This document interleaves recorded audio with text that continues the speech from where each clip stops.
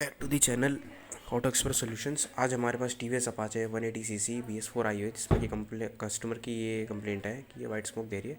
तो आज इसको रिपेयर करते हैं और आप भी देखेंगे कि कैसे हम रिपेयर करते हैं इसमें। तो आप देख सकते हैं पिस्टन के ऊपर कितना सारा कार्बन आ चुका है, जिससे कि आप पता लग सकते हैं कि ये वाइट स्मोक दे रही है। तो ये हमारा पिस्टन हमने दिखा दिया और अभी इसका आरएच कवर भी खोल रहे हैं, जिसमें कि आप क्लच वगैरह इन सब का कार्बन आप देख सकते हैं कितना ज़्यादा इसमें डर्ट वगैरह आ चुका है इसमें। बिकॉज़ ये चीज़ हो चुकी है कि ये चीज़ इसलिए हुई है कि कस्टमर ने लापरवाही करी है सर्विस वगैरह इन सब में। और ये आप देख सकते हैं इसका क्लच प्लेट, प्रेशर प्लेट क्या हालत हो चुका है। बहुत ज़्यादा अंदर कार्बन डिपॉजिट हो चुका है इसके अंदर। पिस्टन के ऊपर आपने जैसे कि देखा कार्बन डिपॉजिट हो चुका है और इसका हब सेंटर दोनों चीज़ कटा हुआ है। क्लच प्लेट की हालत आप देख ही रहे हैं कैसी है इसकी। प्लस प्रेशर प्लेट में इसमें आपका बर्न होने के वो मार्क्स आ गए हैं, तो इसलिए क्लच प्लेट प्रेशर प्लेट पूरा एकदम इसका चेंज होने वाला है। और इसमें बाकी का काम आप देख ही सकते हैं कि इसमें चैम्बर में आपका कितना सारा डर्ट वगैरह ये सब आ चुका है। तो पिस्टन की हालत अब मैंने निकाल ली पिस्टन क्रैंक से, उसमें से कनेक्टिंग रोड में से। और इसमें पिस्टन का साइज़ 75 नंबर का डला हुआ है, 75 नंबर का डला हुआ है। तो अब हम 75 नंबर के आगे हम काम करते नहीं है, क्योंकि 75 नंबर के आगे एक का आता है 100 नंबर का।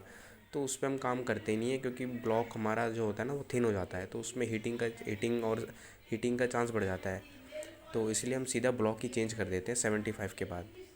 तो इसमें हम नया ब्लॉक डालने की कोशिश करेंगे, कस्टमर को बताएंगे कि भैया नया ब्लॉक डालना है इसमें। और ये आप देख सकते हैं इसका जो देसी भाषा में हम लोग क्लच कटोरा कहते हैं इसे, उसको हम लोग थोड़ा इसमें जो मार्क्स आ गए हैं क्लच प्लेट्स के, उसको हम लोग रब कर रहे हैं इसमें से, जिससे कि हमारी गियर शिफ्टिंग और भी स्मूथ हो जाए। और ये आप कर सकते हैं, अगर आपके पास भी कोई भी ऐसी गाड़ी है तो आप भी उसमें कर सकते हैं, नो डाउट इसमें कोई प्रॉब्लम नहीं आएगी। इसमें क्या होता है ना कि क्लच प्लेट का जो आपका गियर शिफ्टिंग होता है वो स्मूथ हो जाता है। और इसको हमने वॉश कर लिया अच्छे से। और वॉश करने के बाद इसको आपको चैम्बर को भी अच्छे तरीके से वॉश कर लेना है। वॉश करने के बाद आपको इसको फिटिंग करना है। और मेक श्योर आपको एक ध्यान रखना है कि इसके पीछे जो क्लच कट हो रहा है इसके पीछे आपका एक लॉक रहता है, जो कि इसके सापट में जाके लॉक हो जाता है, जिससे कि आप बाहर इसको बाद में खींच नहीं पाओगे। और ये आपका पूरा हमने जेन्युइन इसमें हमने क्लच असेंबली डाली हुई है, और जिसमें कि 4 क्लच प्लेट के जो हमारे टीथ्स होते हैं वो एक तरफ जाते हैं और एक जो बचा हुआ रहता है वो एक दूसरे साइड में आ जाता है। और इसमें आपको इसका नट टाइट कर देना है। और ध्यान रहे कि आपके पास इसका सही टूल हो टाइट करने का। जैसे कि इसमें आप देख सकते हैं क्लच होल्डर, क्लच पुलर भी है हमारे पास, और जो क्लच की गोटी है, क्लच का जो नट है उसका भी गोटी है। तो कुछ लोग इसको छेनी हथौड़ी से खोलते हैं, तो वो आप ना करें, आप इसका सही टूल रखें, ताकि कस्टमर को भी एक लगे कि हाँ भाई मेरी गाड़ी में कोई नुकसान नहीं हुआ और काम भी अच्छा हो गया, और ताकि आपका भी जो गैराज है या वर्कशॉप है वो आपका अच्छा रहे, प्रोफेशनल लगे।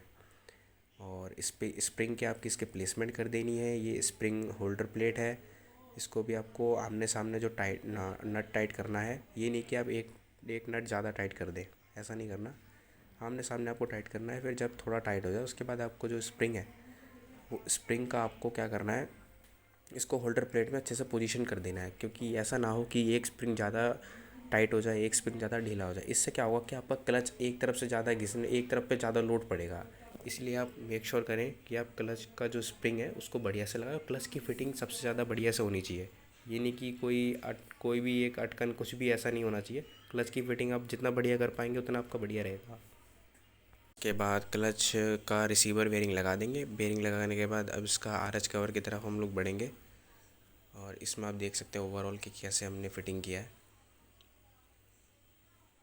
साफ़ सफाई का आपको पूरा ध्यान रखना है कि साफ़ सफाई कहीं भी कोई डर्ट वगैरह, धूल मिट्टी वगैरह कुछ भी ना हो।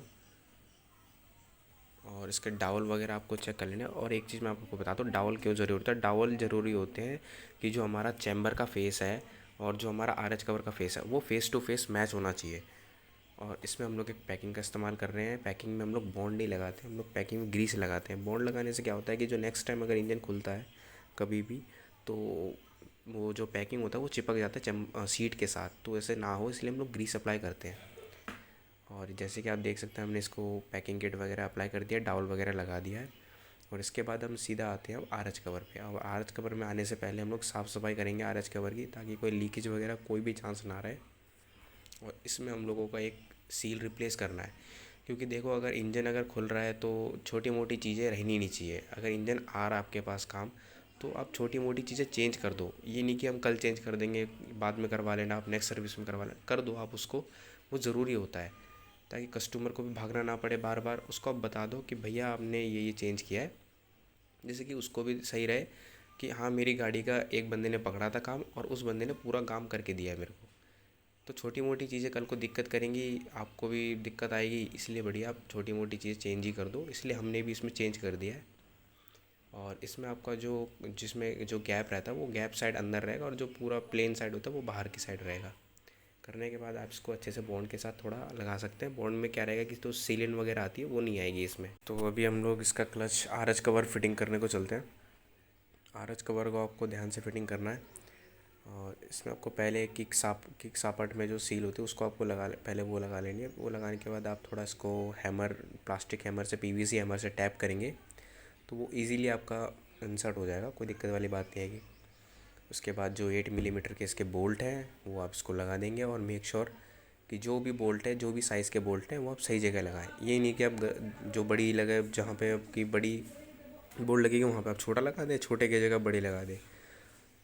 तो ये चीज़ आपकी दिक्कत नहीं आनी चाहिए। और बारी बारी इसमें, जैसे कि मैंने आपको क्लच का बताया था फिटिंग, तो इसमें भी सेम वैसे ही आमने सामने हमें टाइट करना है। अपोजिट साइड्स में हमें नट टाइट करने हैं।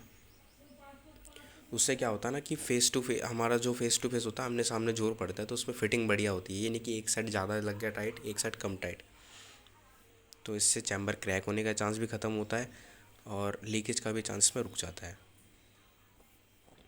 आपको आमने सामने, जैसे कि आप देख ही सकते हैं हम टाइट कर रहे हैं, वैसा आपको टाइट करना है।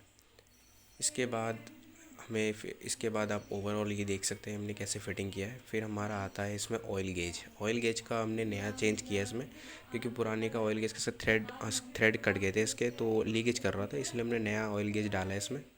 इसमें कि हम ओरिंग इसका जो है वो फिटिंग कर रहे हैं।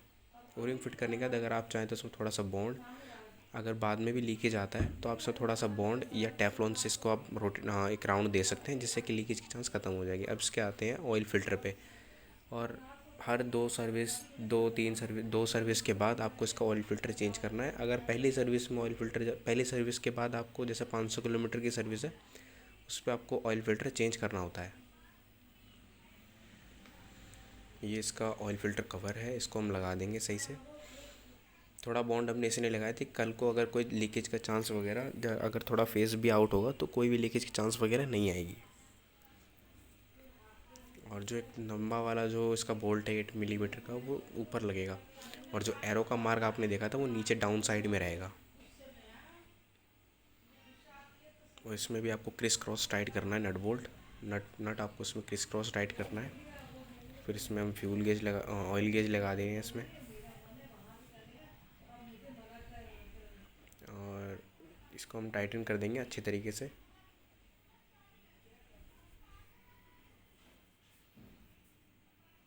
अभी हम चलते हैं आगे प्रोसीजर की तरफ, जिसमें कि एक ओवरऑल लुक आप देख सकते हैं कि हमने आर एच कवर इसका फिटिंग कर दिया है। अब आते हैं इसके टॉप पे, जिसमें कि हमने ब्लॉक किट डाल रहे हैं हम पूरा। जैसे कि मैंने आपको बताया 7.5 का पिस्टन डाला था इसमें, तो उसके बाद हम काम करते नहीं आगे, तो हमने सीधा जेन्युइन कस्टमर से कंसल्ट करके हमने इसमें पूरा ब्लॉक किट डाला है, टीवीएस अपाचे जेन्युइन का। ब्लॉक किट में आपको पूरी असेंबली मिलेगी, इसमें एक ब्लॉक किट, पिस्टन, रिंग वगैरह सब कुछ आपको मिलेगा। हम अनबॉक्सिंग करके आपको दिखाते हैं इसमें।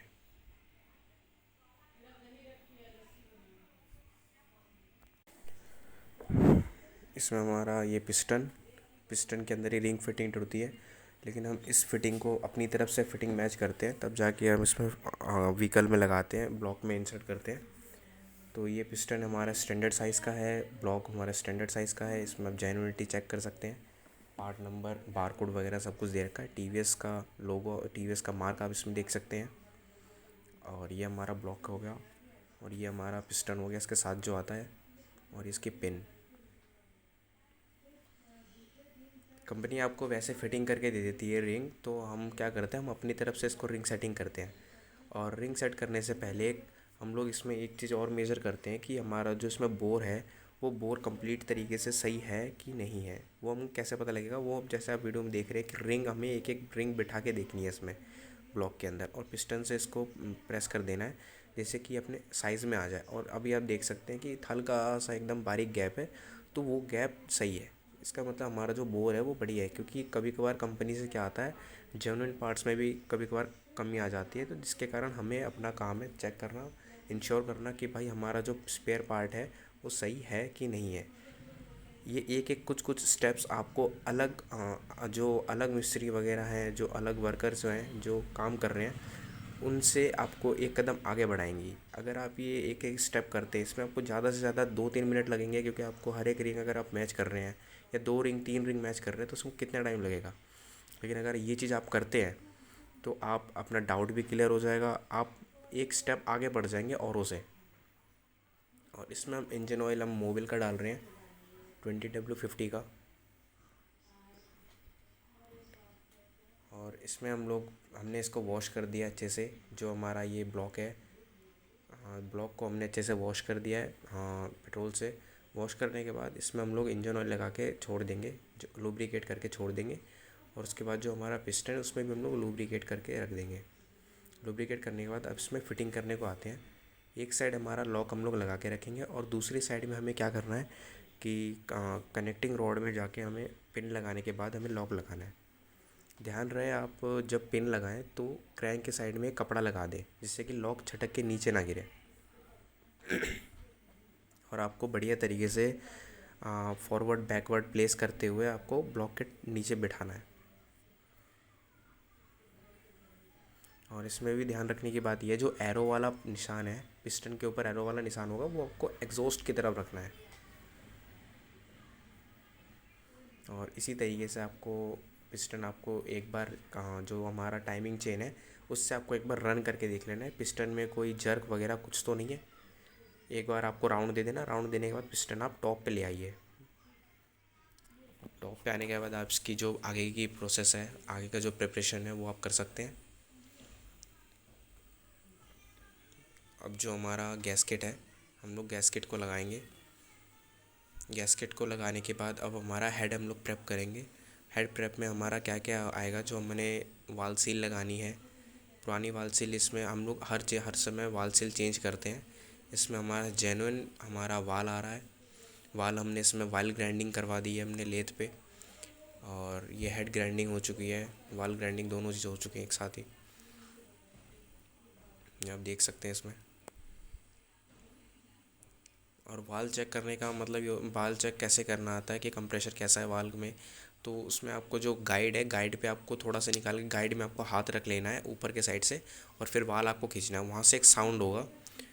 तो वो साउंड को जब अगर आ रहा है वो साउंड, तो इसका मतलब आपका वाल गाइड ठीक है, एकदम बढ़िया परफेक्ट है। तो उसी से आप पता कर सकते हैं। और इसमें आपके डबल स्प्रिंग आती है, तो डबल स्प्रिंग लगा देंगे हम। डबल स्प्रिंग लगाने के बाद इसमें होल्डर प्लेट आती है, स्प्रिंग होल्डर प्लेट आती है, वो spring holder plate with a cotter pin वो हम लगा देंगे। और इसमें अगर आप टूल यूज़ करना चाहें तो टूल भी यूज़ कर सकते हैं, वैसे हमारे पास टूल हैं इसके, तो हम हाथ से ही ऐसे बाय हैंड कर देते हैं, तो टूल की हमें ज़रूरत नहीं होती। लगाने के बाद आप इसको 1-2 बार डाउन प्रेस करके देखें कि स्मूथ डाउन जा रहा है कि नहीं जा रहा है। और डाउन जाने के बाद अब इसको प्रिपरेशन पे आते हैं। अभी हम लोग नेक्स्ट प्रोसेस की तरफ बढ़ते हैं, हेड फिटिंग की तरफ। तो आपको जो टाइमिंग चेन है वो आपको हेड में पहले फंसा लेना है, उसके बाद आप इसमें हेड डाउन कर सकते हैं। हेड आपको डाउन करते समय ध्यान रखना है कि इसके सारे स्टड्स पोजीशन में होने चाहिए, प्लस जो आपका चेन गाइड है, टाइमिंग चेन गाइड है, वो सही प्लेसमेंट होनी चाहिए। उसके बाद आप इसको डाउन प्रेस करेंगे तो ये अपने जगह पे आ जाएगा।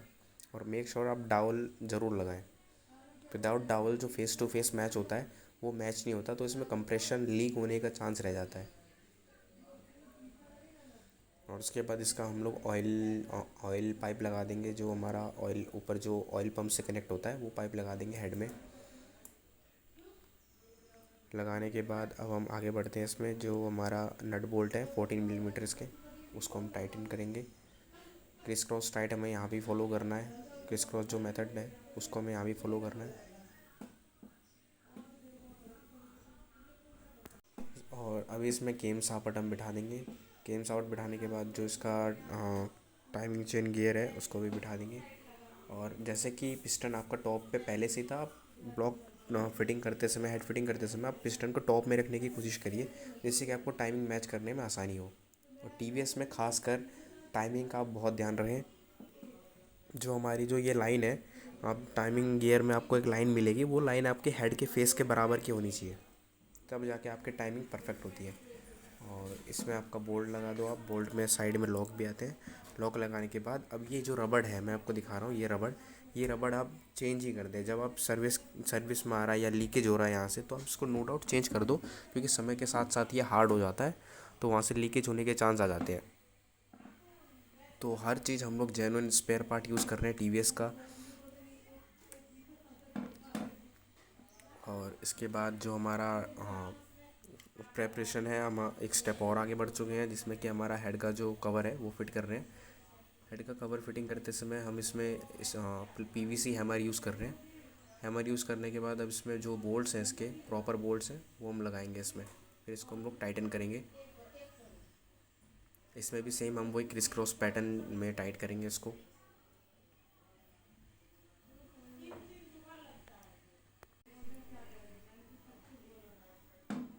अभी हम सारे बोल्ट्स के टाइट कर लेंगे 10 मिलीमीटर्स के। और इसके जो हमारे रॉकर टैपेट एडजस्टिंग जो नट होते हैं, नट बोल्ट, उसको भी हम लोग रिप्लेस कर रहे हैं। रिप्लेस करने के बाद अब इसके टैपेट एडजस्ट करेंगे हम लोग 0.5, 0.6, 0 पॉइंट इनलेट, 0.5 इनलेट, 0.6 आउटलेट।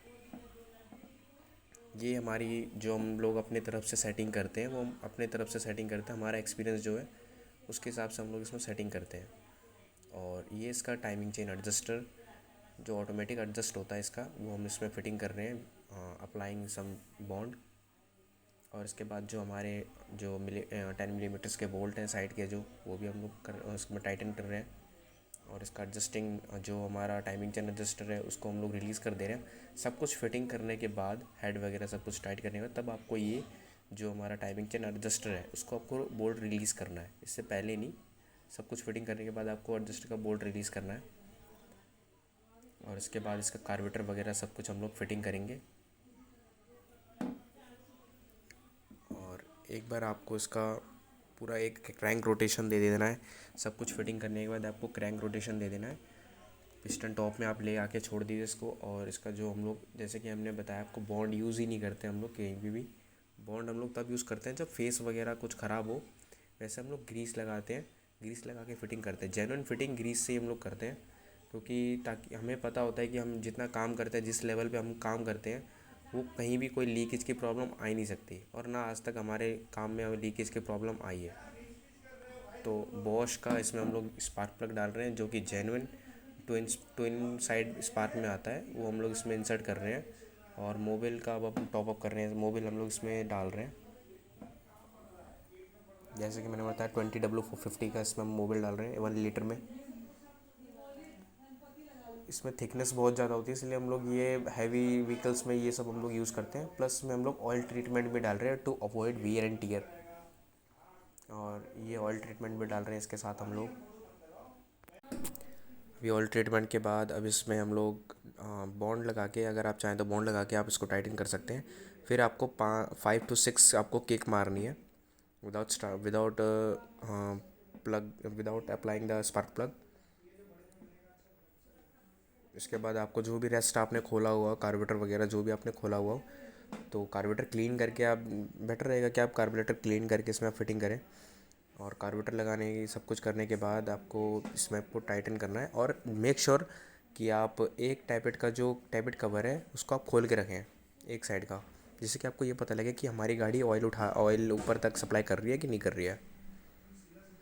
और अभी हमने जैसे व्हीकल स्टार्ट कर दिया है इसमें, जैसे कि आप देख ही सकते हैं, फायर देख सकते हैं इसमें साइलेंसर की साइड से। इसको हम लोग रमा करेंगे कम से कम आधे घंटे तक। और यू कैन सी दिस, इसका जो रियर आपका जो फ्लूड बॉटल है, इसमें आप देख सकते हैं कुछ भी नहीं है इसमें। रबड़ जो है अंदर की तरफ श्रिंक हो चुकी है। And we will share this video to the owner just to show him what he was riding. इसमें हम लोग जो है ब्रेक फ्लूड जो हम इंसर्ट कर रहे हैं बॉश का .3, आप इसमें .3, .4 कोई सा भी इसमें डाल सकते हैं। बस ये है कि आप इंजन ऑयल ना डाल दें इसमें, बिकॉज इंजन ऑयल थोड़ा थिक होता है, ये थोड़ा लिक्विड टाइप का अलग सा होता है। तो .3 या .4 आप इसमें दोनों में से कोई सा भी आप डाल सकते हैं। तो उसमें छोटे मोटे काम और भी हैं, तो वो हम रेस्ट इस वीडियो में आपको दिखा देते हैं। इंजन वैसे हमारा प्रेप हो चुका है, इंजन हमारा इस समय भी रवां पे चल रहा है। जैसे कि आधे घंटे हम इसको रवां करेंगे।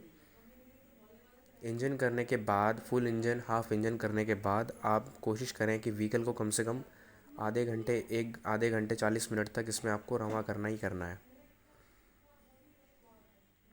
और इसकी सही प्लेसमेंट कर देने के बाद, इसको टाइटिंग करने के बाद हम इसको आगे बढ़ते हैं। ये हमारा नाइट में हम लोग कम से कम 10 o'clock तक हम इसमें काम कर रहे हैं। अभी जो प्रेजेंट टाइम है वो 10 o'clock तक हम इसमें काम कर रहे हैं। और इसका जो कपलिंग रबड़ वगैरह है ये सब हम लोग इसमें चेंज कर रहे हैं to give a better experience from before. तो अब इसमें हम लोग कपलिंग रबड़ वगैरह इसमें हम जेन्युइन डाल रहे हैं स्टील बर्ड के।